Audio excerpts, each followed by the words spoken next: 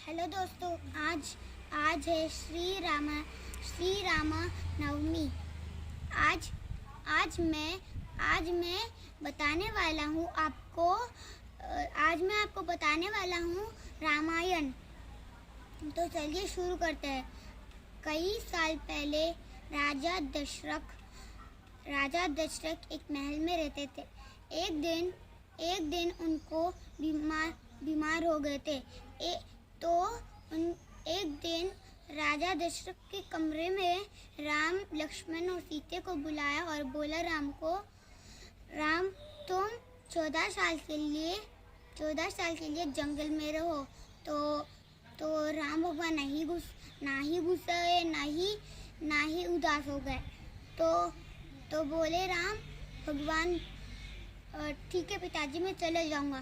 फिर सीते ने बोला, पिताजी, मैं अपने पति के बिना मैं तो नहीं रह सकती। तो राजा जनक बोला, ठीक है, तुम भी चली जाओ। और लक्ष्मण ने कहा कि अगर मेरे भैया ही नहीं होते तो मैं किस काम का। तो बोले, तो तुम भी चले जाओ बोले। तो कुछ दिनों के बाद राजा राम, लक्ष्मण और सीते वनवास के लिए निकल गए। कुछ दिनों से अच्छा रहा और एक दिन सुप्लता नाम की एक राक्षसी आई और बोली, ये दोनों अधिक सुंदरी है, इनमें से ही मैं एक से विवाह करूंगी। तो बोली, ठीक है। तो वो एक सुंदर स्त्री का रूप लेकर वो गई पहले राम के पास जाकर बोली कि क्या तुम मेरे साथ विवाह करना चाहोगी। तो राम ने बोला, नहीं, मेरा विवाह हो चुका है, मैं तुम्हारे साथ विवाह नहीं कर सकता। तो फिर राम ने बोला कि तुम लक्ष्मण के पास जाकर कर लो, वो दिन में अकेला है। तो बोला, ठीक है। तो वो सोची कि ये मना कर दिए तो क्या हुआ, उसका भाई भी तो इसके तरह ही तो दिखता है। तो बोला, तो वहाँ पर तो इसी से ही शादी करूँगी बोला लक्ष्मण।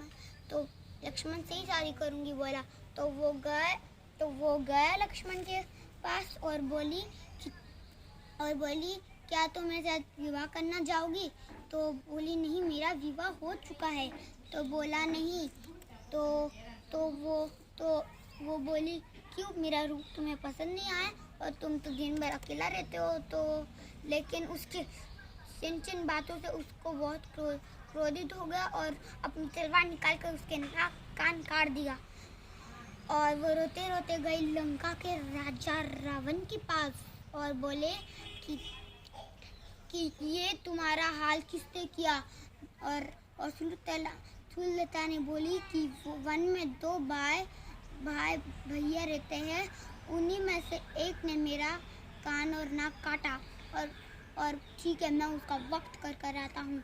लेकिन सुलता ने बोला, नहीं भैया, आपको जैसा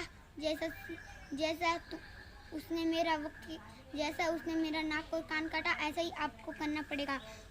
उन दोनों के पास एक सुंदर स्त्री भी रहती है, आप सीता का हरण कर लो, ऐसे ही वो मर जाएगा, ऐसे ही राम मर जाएगा। और मारी एक रूप बदलने वाले राक्षस के पास गई जिसका नाम था मारीच के पास गया रावण और बोला, तुम मेरा मदद करोगे सीते को चुराने में। तो बोला मारीच ने बोला कि नहीं, मैं तुम्हारी मदद नहीं कर सकता रावण। तो बोला, नहीं। तो रावण ने बोला, अगर तुमने मेरी मदद नहीं की तो मैं यहाँ ही तुम्हारा वध कर दूंगा। और वो गया, दोनों गए और एक झाड़ियों में छुप गए और मारीच एक खूबसूरत और सोने के हिरण में बदल गया और बोले और क्या हुआ और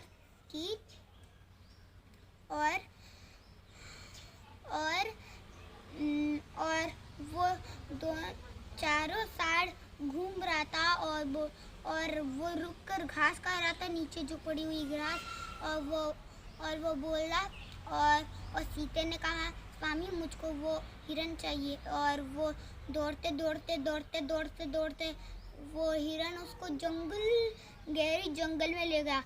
आखिरकार उन्होंने एक तीर उठाया और धनुष से खींचकर सीधा निशाने में मारा और शिकार किया, और वो हो गया, और वो उसके पीठ में लग गया, और वो अपने तीर लगते ही उसके असली रूप, राक्षसी रूप में बदल गया, और राम की आवाज में बोला, सीते लक्ष्मण बचाओ। और सीते ने कहा कि तुम अपने भैया की मदद करने जाओ। तो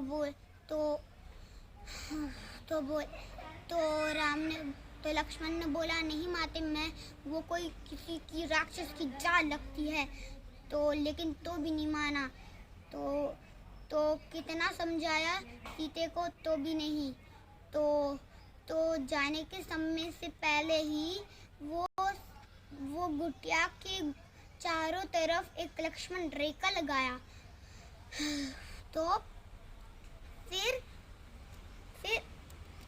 वो निकल गए, और जैसे ही वो वहाँ पर दौड़ते दौड़ते गए, और लेकिन राम भगवान नहीं मरे। वो राम ने कहा, ये किसी की राक्षस की जाल थी लक्ष्मण, तुम्हें यहाँ पर सीते को अकेले छोड़कर नहीं आना चाहिए था। तो वो पूरी ताकत तो हिम्मत लगाकर भागकर वहाँ गए, लेकिन उनकी एक टोकरी उनको दिखाई, लेकिन वो पहले ही रावण सीता को उड़ा कर गया। जब लक्ष्मण ही चला गया था, तो ही रावण भेष बदल कर गए और फल मांगने लगे। तो सीता बाहर आई और लक्ष्मण रेखा से बाहर चली गई और बोली, और ये लीजिए। लेकिन उसको पकड़ कर सीधा उड़ गया, और लंका सीते के सामने बोला कि तुम मेरे साथ क्या विवाह करना चाहोगी? लेकिन सीता ने कहा, मैं तुमसे विवाह नहीं करना चाहती। तो एक 3 राक्षसों के बीच में एक पेड़ था, वहाँ पर उसको रख दिया सीते को, और बोली, और सीता ने और रावण ने बोला कि जब तक तुम यहाँ रहोगी तब तक तुम यहाँ से जब तक मुझसे विवाह नहीं करोगी तब तक तुम यहाँ पर ही रहोगी राक्षसों के बीच में। और जैसे ही राम लक्ष्मण को पता चला कि ये कोई राक्षस की जाल थी, और उनकी मिलाकार हनुमान, सुग्रीव और जानवर जैसे चार लोगों से मुलाकात हुई। तो वो सब नदी में गए, समुद्र में, और वो हनुमान श्री राम के नाम लेते लेते बड़े हो गए, और वो सीधे उड़ने लगे, और वो लंका पहुंच ही गए, और बहुत ढूंढे लंका में, लेकिन किधर भी नहीं मिला। वो थोड़ी देर और ढूंढने लगी, तो एक पेड़ के नीचे 3 राक्षस थे। उन्हीं राक्षसों के बीच में रखा दिया गया था एक औरत को। शायद उनको लगा यही सीता माँ होगी। तो वो वहाँ गए, और सीता ने कहा, तुम कौन हो? और थोड़ी डर गई, लेकिन हनुमान ने खुश होते कहा कि मैं रामदूत हनुमान हूँ। लेकिन नहीं माना। तो आप मुझको पहचान तो नहीं जानती, लेकिन इस अंगूठी को तो आप पहचान सकती हो। तो सीता ने कहा, हाँ, ये तो मेरी स्वामी की अंगूठी है। तो वो मान ली कि ये रामदूत हनुमान है, और वो अंगूठी सीते देवी को दे दिया और बोला कि कि राम भगवान आपको जल्दी ही छुड़ाने आएंगे यहाँ से और आपको वापस आपके घर में ले जाएंगे। और वो सीधा गए। फिर उनसे पूछे कि क्या तुम मुझसे क्या बोलते थे, क्या तुम ये एक और अंगूठी तुम ले लो, श्री राम से बोल दो कि ये मैंने ही तुमको दिया। और वो गए और बोले कि क्या आप मुझे कुछ फल खाने को दे सकती हो। तो वो उड़कर कुछ बहुत सारे वृक्ष उखाड़ कर फेंक दिया और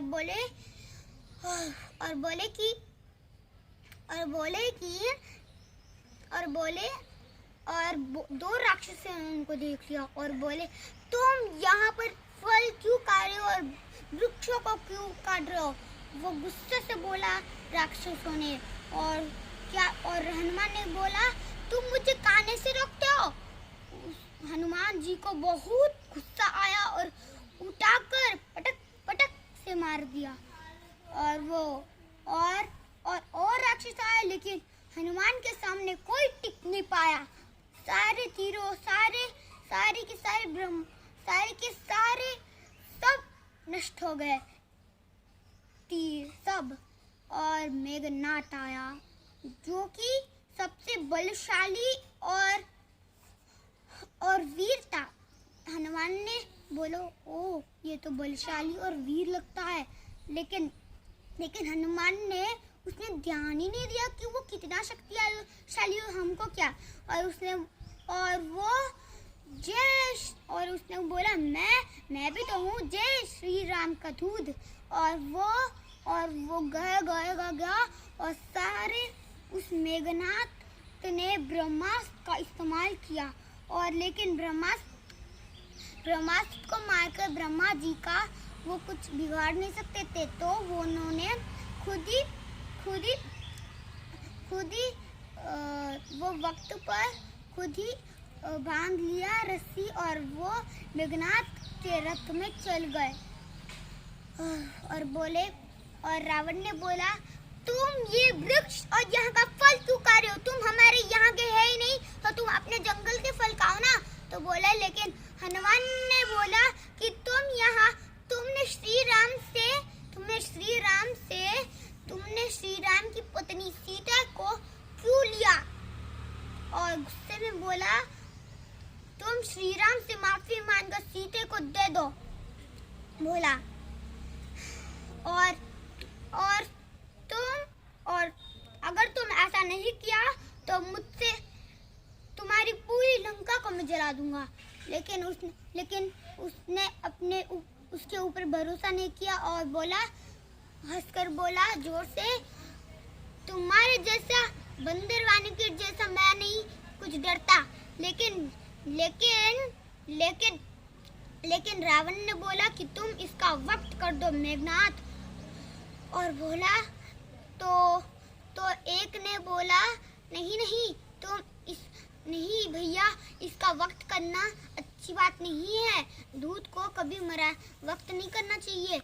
तो दूसरों ने कहा क्यों ना हम इसके पूंछ में ही आग लगा दे। तो बोला रावण ने ठीक है, इसके कपड़े बांधो, तेल लगाकर आग लगाओ। ऐसे ही किया, राक्षसों ने कपड़े बांधा और तेल लगा दिया और राक्षस के पूंछ में आग लगा दिया। लेकिन हनुमान ने तो अपना पूंछ को तो और लंबी कर दिया। और उसी वक्त राक्षस आया और एक माचिस के डिब्बे लाया और माचिस को जलाकर लगा दिया। लेकिन हनुमान को तो कुछ नहीं हुआ और वो तो खुद ही वो रस्सी टूटकर तोड़ दिया और वो गए सारी लंका को जला दिया। और बस दो लोगों की महल नहीं आग लगाई। तो फिर वो हनुमान फिर राम के पास गए और सब लोग गए और लंका में बड़ी भयंकर युद्ध हो गई और ठम ठम ठम से युद्ध हुई और वानर सेना राक्षस सेना को हराया। और लेकिन लक्ष्मण ने कुंभकर्ण को मारा और राम ने मेघनाद को मारा और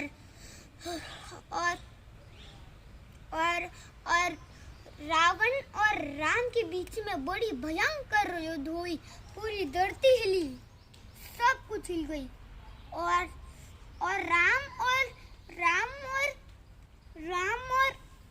रावण बराबर शक्तियाँ थे, दोनों में बराबर शक्तियाँ। तो पहले रावण ने राम को मारा, फिर राम ने रावण को मारा, ऐसे सब में युद्ध हुआ। और लेकिन आखिरकार राम ने तीर चलाकर एक सिर अलग कर दिया रावण का, लेकिन तो एक और नया सिर आ गया रावण का।